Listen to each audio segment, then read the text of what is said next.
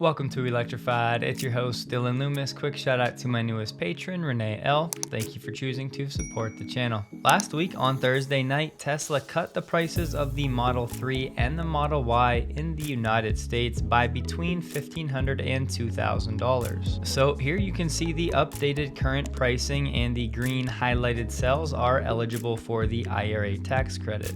And from the beginning of 2023, just about 10 months ago, the Model 3 on average is down about 18%, the Model Y down roughly 25%, and the Model S and X down about 30 or 35%. And look, we don't need to have the debate every time Tesla cuts prices. They've already told us what their strategy is. They're going to keep adjusting the pricing so they can ensure they continue to hit their growth targets. Whatever that means for margins, if they have to go all the way down and approach zero, that's what they're going to do. But the real question will be, what type of cost of goods sold improvement can Tesla pull off in Q3 and Q4? Meaning, what percentage of these price discounts that Tesla is offering can they offset with lower cost of goods sold? We will partially find out when Tesla releases their Q3 financials on October 18th, but remember, these most recent price cuts won't hit the financials until Q4 and beyond. In Q1 of this year, Tesla's auto gross margins were 21.1%, and then in Q2, they went down to 19.2%. Now the question becomes, what will they be in Q3? Can Tesla find a way to hold them above 15% given all of the price cuts? Time will tell. It should be noted though, there are some other locations globally where Tesla has actually just increased the price of the Model Y. Just a reminder, we now have the entry-level Model 3 and the entry-level Model Y, both below the average new car sale price as of March this year. That sat at $48,000. We had a local news source giving us an update on Tesla's lithium refinery. Tesla's senior manager of operations at the refinery, Jason Bavon, said things are moving along quickly.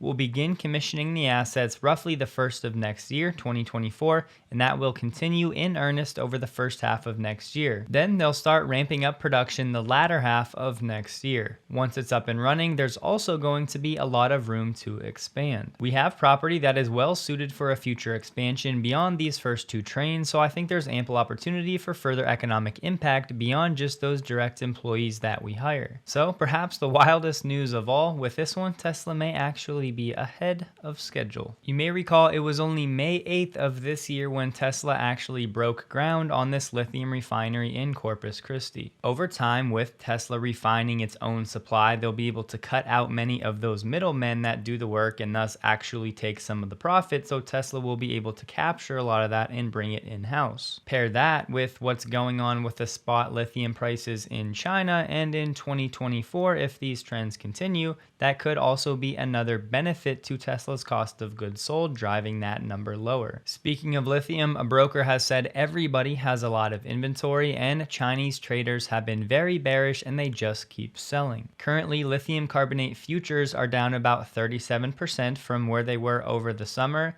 That works out to about a 35% discount to lithium hydroxide futures in the United States, meaning lithium is currently cheaper in China. These numbers can fluctuate up and down on a moment's notice, but Citigroup has said that lithium carbonate and hydroxide could drop another 15 to 20% in the near term on the back of weaker demand, high inventories, and improved supply. Last week, we did get somewhat of an update when it comes to how the IRA credits are going to work heading into 2024. That said, before we talk about this at all, my recommendation would be, if you're considering taking advantage of this, actually work with a CPA, someone who knows your financial situation, because the last thing you want to happen is to next year you go to a dealer or you go to Tesla and you get that $7,500 discount, but come tax time, it turns out you didn't actually qualify. Additionally, I would like to point out we're still waiting for these updated guidelines when it comes to the foreign entities of concern. That has not been clarified, so come 2024, certain vehicles that may qualify now may not qualify starting next year. And third, there's a chance this updated guidance is actually challenged and ultimately changes before next year. So while it seems like it's all set in stone, the way I'm reading these documents, I would say that it's actually not. With those disclaimers out of the way, they're now saying dealers will register via an IRS website to offer the credits. Starting in January, dealers can submit vehicle sales to the IRS,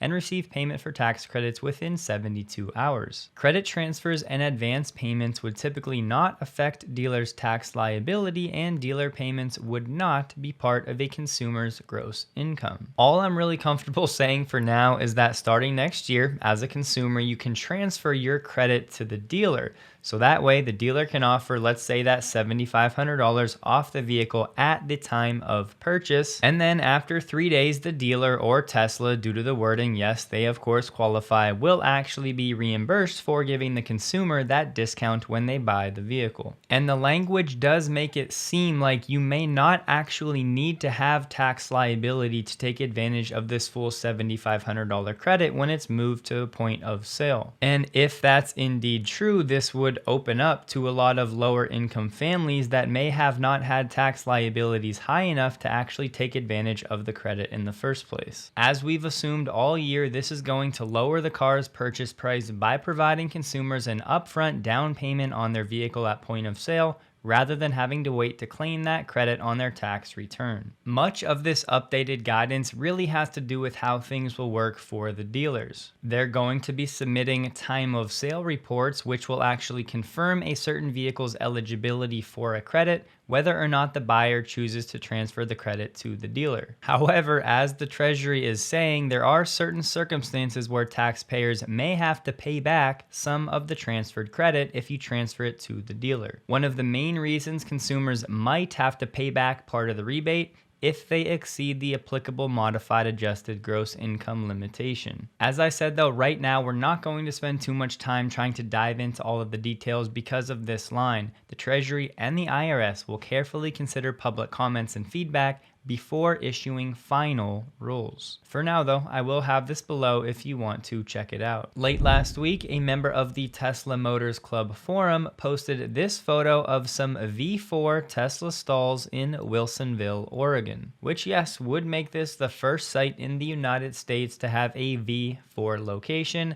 Looks like there's going to be 8 stalls in total. And Make Shift Happen on X also shared these images of the site as well. However, 3 major questions still remain. Are these going to be paired with V3 or V4 cabinets? Because so far in Europe, they've been paired with V3 cabinets, which means the real world charging speeds have not been any faster yet. The rumor has been that the V4 cabinets are not yet ready. 2, will any of these V4 stalls actually have the Magic Dock capability for CCS vehicles? And 3, will any of these V4 locations in the United States have the payment terminal that some have had in Europe? Also on Thursday, we had this account on X sharing this image of some V4 stalls in Sparks, Nevada. Somebody there said they'll be up next week. So finally, the V4 rollout in the United States begins. This will be on an 800 to 1000 volt architecture, but again, it's really going to be dependent upon those V3 or V4 cabinets, which I've yet to see confirmed for these locations. But given that Tesla has rolled out multiple V4 locations with V3 cabinets, maybe there's a software update, maybe the exchange for V4 isn't overly complicated. For now, questions remain, but I know in the weeks ahead we'll get a lot more information. And yes, if you've seen the Cybertruck charging on V3 stalls and you've thought to yourself, man, those cables are a little short, the cables are 3 feet longer with V4. From Car News China, the Tesla wholesale figure for September came in at 74,073. We should get the official breakdown for domestic deliveries and exports in the days ahead, as well as production. I feel so monotonous saying this, but even if there's one new person here watching this video,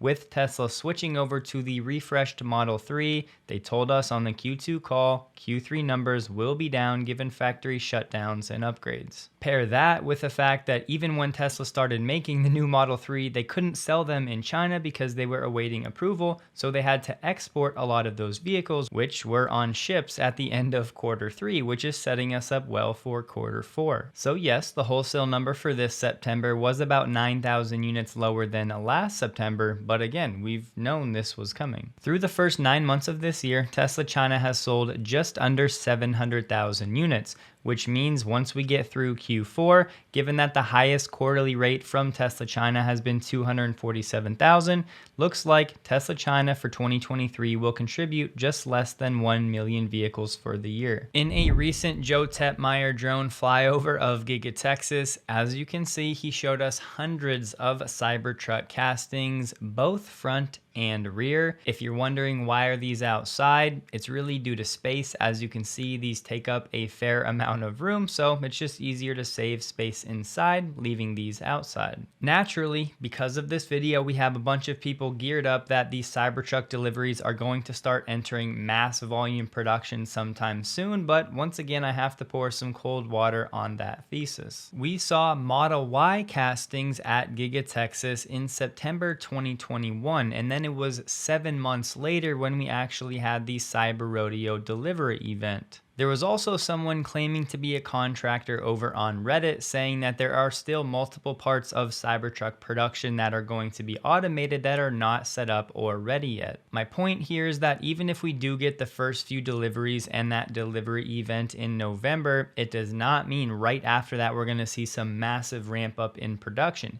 It's probably going to take a few quarters for Tesla to work out the kinks and actually get to some level of volume production. So of course, this is great to see and it's a great development, but let's just keep our expectations in check. Tesla shared a post on X saying that with software update 32.4, it will bring improved camera quality rolling out with an OTA update. Yes, this is just one anecdote, but even still, that's a pretty impressive update for software only. From Reuters, Tesla has signed a leasing contract to open a massive sales and service center in Shanghai. It'll be 861,000 square feet and it'll open in the middle of 2024. Tesla also plans to put more emphasis on stores in less costly suburban locations that can provide repairs as the company works to meet Elon's goal of improving service for customers. And given the real estate debacle in China right now, you would imagine that Tesla got a pretty good deal on this lease. The California Manufacturers and Technology Association crowned the Model Y as the coolest thing made in California. The public voted for the products in this competition, and another one, the James Webb Telescope. But the Model Y was announced the winner by the California Lieutenant Governor at a CMTA conference. And what do we have here? 4 positions on Tesla's career page: recycling associate, cell recycling operator, cell recycling equipment tech, and cell recycling operator, all at Giga Nevada. The cell recycling operator will be responsible for equipment operation and overall production output of the cell recycling pilot plant. I believe this is the first public mention we've heard of this new plant for Tesla. For the equipment tech, what they'll do: day-to-day coverage of cell recycling equipment, including material shredders, conveyors, exhaust and scrubber systems, water and wastewater systems, and separation equipment, with a night shift included. So now we have a new recycling pilot plant for Tesla at Giga Nevada. All along, we've known that something like this was coming. It was just a matter of time. So this could be an indication that Tesla thinks there's enough end-of-life batteries now available to make this pilot line economically feasible. I say it all the time. I know a lot of people think battery recycling is kind of a stale topic, but when you think about 20 years from now, having a closed loop supply chain where you just literally recycle these car batteries through and through without any mining, it's going to be awesome for the cost of EVs and awesome for the planet. So really not that boring in my opinion. In case you were wondering, that low VIN Cybertruck went for $400,000 at that Peterson auction. Over the weekend, Tesla held a live stream of 2 Cybertruck release candidate vehicles doing some off-road testing in Baja. It was cool to see. We really didn't learn a ton of new information other than the only problem they said they had was 2 flat tires, but that doesn't have anything to do with the Cybertruck itself. Just so you know, this track, the Baja 1000, is an internationally known event. Here's this course plotted out on a map, and it consists of about 1,200 miles. As Gregor Truck pointed out, the Cybertruck was spotted driving through Cabo with some light accessories and a light bar, and these vehicles were supported by a caravan for this journey. The Cybertruck relied exclusively on destination charging and gas generators to drive 1,200 miles from the US-Mexico border to Cabo. Those two Cybertrucks are now stationed in Cabo for durability testing and to send data back to the mothership. And here are some cool images shared by the Cybertruck Owners Club.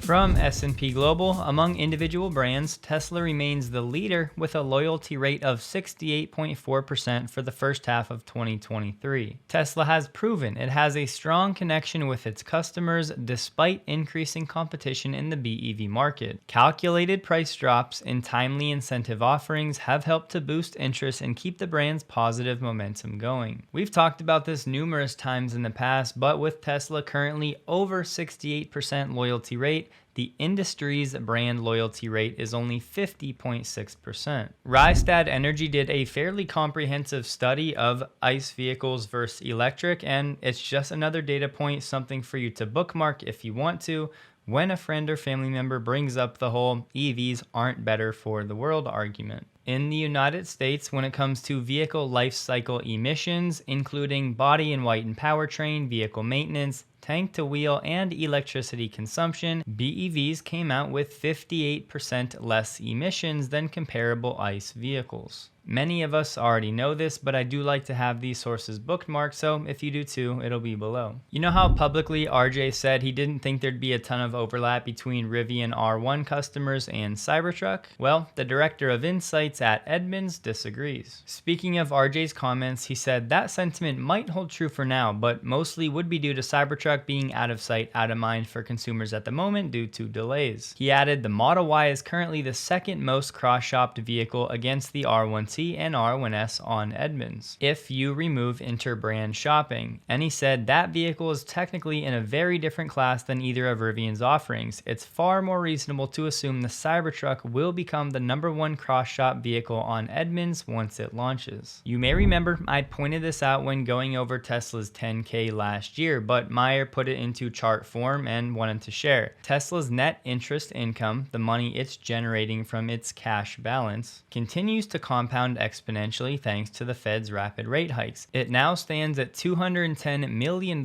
per quarter, and it should be much higher in Q3 as Tesla continues to invest more of its cash into these short-term securities. It's likely Tesla's net interest income surpasses their income from regulatory credits in Q3 for the first time in company history. And yes, I know you can argue that Tesla doing a share buyback could have a better IRR than investing cash, but we're not having that debate right now. Just remember, Tesla's cash balance is not just sitting idle. We had talked about this last year. BMW has plans to copy the Tesla direct sales model. Now we get an update. They'll gradually introduce the direct sales model for the Mini brand in 2024. For BMW, the step is planned for 2026. The way it works today is that if you go down to the dealers at the end of the quarter, you get a better price because the dealer wants to sell. With the agency model or the direct model, we offer customers consistent pricing online and across all segments. But I wanted to share this because Alex touched on Tesla having its own custom enterprise resource planning software.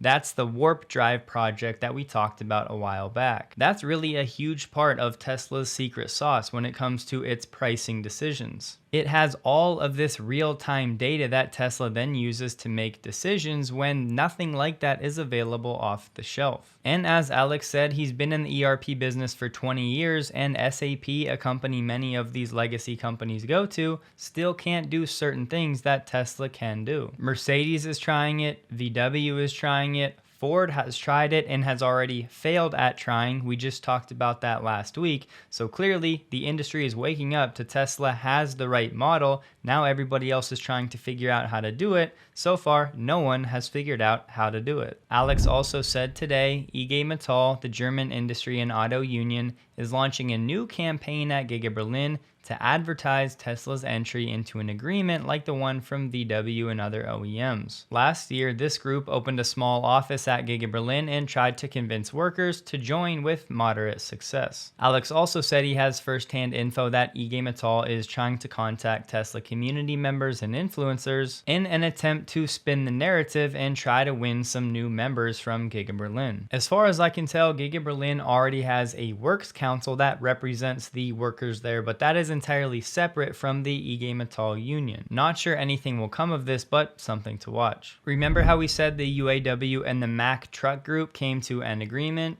Well, the workers didn't go for it and they rejected that deal. Now they're on strike. 73% of the workers voted against the deal that had a 19% pay raise. Not only that, but a $3,500 ratification bonus, better retirement benefits, additional vacation, and a reduction in the time needed to get top pay. Some Mack workers complained the raise was not big enough to address the impact of inflation. And in a huge move that will have major implications when it comes to the UAW and the Big Three, GM has now agreed to put EV battery production under the terms of this national contract. It's still unclear whether battery plant workers, if unionized, would receive the same pay and benefits as assembly and powertrain plant workers, but their contracts would be subject to the same protections and bargaining patterns as the automaker's other hourly employees. Before the UAW was set to expand the strike last Friday, Fain said they had a major breakthrough that has not only dramatically changed negotiations,